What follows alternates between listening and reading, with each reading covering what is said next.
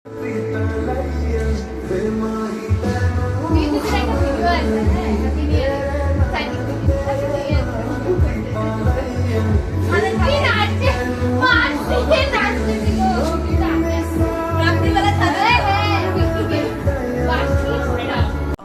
Everyone, দেখে নিলে আমরা তখন বেলুন ফুলাচ্ছিলাম আর দিদিকে মেহেন্দি লাগাই দিচ্ছিল।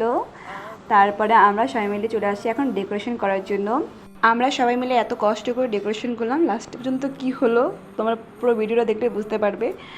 তো এখন দেখো দিদি চলে আসছে ডেকোরেশন দেখার জন্য, ও দেখে প্রচণ্ড খুশি হয়ে গেছিলো।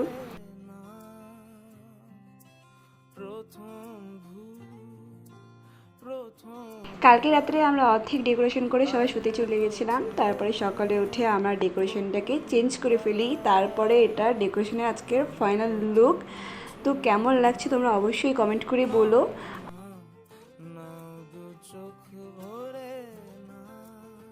আজ আমার দিদির সাথ, তার উপলক্ষে এত আয়োজন। আমরা সবাই মিলে ওয়েট করেছিলাম এখন দিদিকে কখন নিয়ে আসা হবে। দেখো আমরা কত সুন্দর করে গুছিয়েছিলাম। দিদিকে নিয়ে আসা হয়ে গেল, এখন দিদির ফটোশ্যুট চলছে। ততক্ষণের জন্য টাটা বাই।